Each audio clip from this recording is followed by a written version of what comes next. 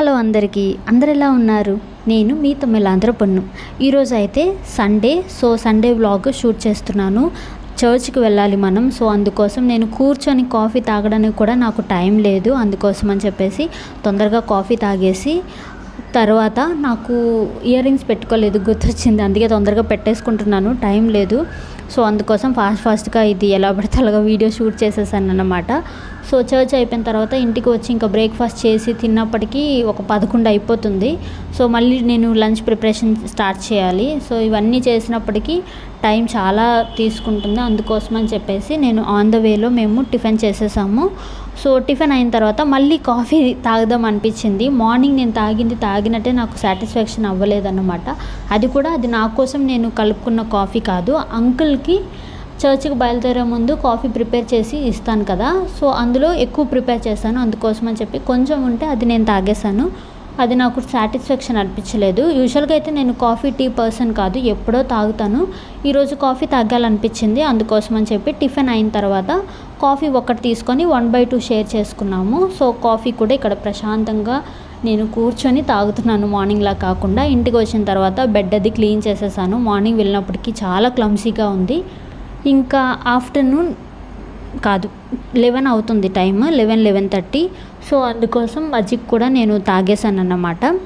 అంత వేడి ఉంది అసలు బయటన. నాకు మజ్జిగ పెరుగు అంటే అంతగా ఇష్టం ఉండదు, కానీ అలాంటిది నేను మజ్జిగ ప్రిపేర్ చేసి తాగుతున్నానంటే ఇమాజిన్ ఎంత వేడి అసలు ఇక్కడ అనేసి. సో ఒకవైపు అక్కడ ఈరోజు చికెన్ వసంత్ ప్రిపేర్ చేస్తున్నారన్నమాట. ఎందుకంటే నేను చాలా చెమట పడుతుంది, నాకు వేడికి తట్టుకోలేకపోతున్నాను కిచెన్లో. ఎందుకంటే మండే టు సాటర్డే నేను చేస్తున్నాను కదా, సండే ఈరోజు తను చేస్తానన్నారు. అందుకోసం అని చెప్పి కిచెన్ తనకి ఇచ్చేసాను. ఇంకా ఇప్పుడు నేను ఎలాగో ఫ్రీగా ఉన్నాను కదా, అందుకోసం అని చెప్పి ఈ పల్లీలు ఉన్నాయి కదా, వీటిని వేపేసి వీటిని తొక్కలు తీసేస్తున్నాను. ఇవి తీసి ఒక స్టోరేజ్ కంటైనర్లో పెట్టుకుంటే మనకి టైం లేనప్పుడు చట్నీ ఏదైనా సింపుల్గా చేయాలంటే దీంతో చేసేయచ్చు. అందుకోసం అని చెప్పేసి తనైతే చికెన్ చూడడానికి చాలా బాగా ప్రిపేర్ చేసినట్టే ఉంది. సో టేస్ట్ చేసి కూడా మీకు చెప్తాను ఎలా ఉందన్నది. కొంచెం కొత్తిమీర వేసి నేనే కలుపుతున్నాను, కానీ చేసిందంతా తనే కాబట్టి credit goes to him. So ఇంకా అదంతా అయిన తర్వాత ఆల్మోస్ట్ చికెన్ అయిపోయింది, రసం కూడా చేసేసాను, రైస్ కూడా ఒకవైపు ఉడుకుతుంది. ఈలోగా నేను నైట్ దోశలు బ్యాటర్ అంటే దోశలు రుబ్బు పెట్టుకోవడానికి నానబెట్టాను. సో దాన్ని కూడా మిక్సీలో వేసేసాను. పనులన్నీ అయినప్పటికీ నాకు 12 o'clockకే పనులన్నీ అయిపోయాయి. సో అందుకోసం అని చెప్పేసి ఇంకా చాలా ఫ్రీగా ఉన్నాం కదా, ఇంకా లంచ్ అప్పుడే చేయాలనిపించట్లేదు, ఆకలి కూడా వేయట్లేదు. అందుకోసం అని చెప్పేసి ఈ మంత్కి సరిపడిన గ్రోసరీస్ కొందామని పక్కనే మాకు ఒక స్టోర్స్ ఉంటే అక్కడికి వచ్చామన్నమాట.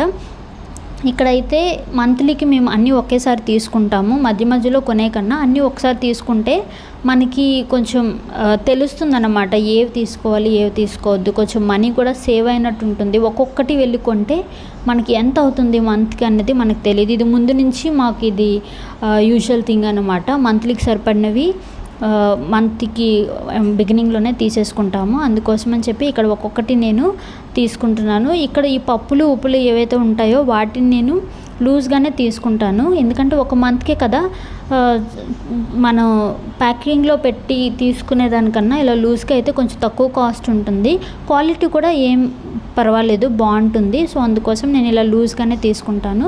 అవి అయిన తర్వాత ఇంకా ఫస్ట్ ఫ్లోర్కి వస్తే ఇంకా మనకి సర్ఫ్ ఎక్సెల్ ఇంకా ఏమేమి కావాలో షాంపూ సోప్స్ అన్నీ ఫస్ట్ ఫ్లోర్లో ఉంటాయి. కింద అన్నీ పప్పులు ఉప్పులు మసాలా ఐటమ్స్ అన్నీ ఉంటాయి అన్నమాట.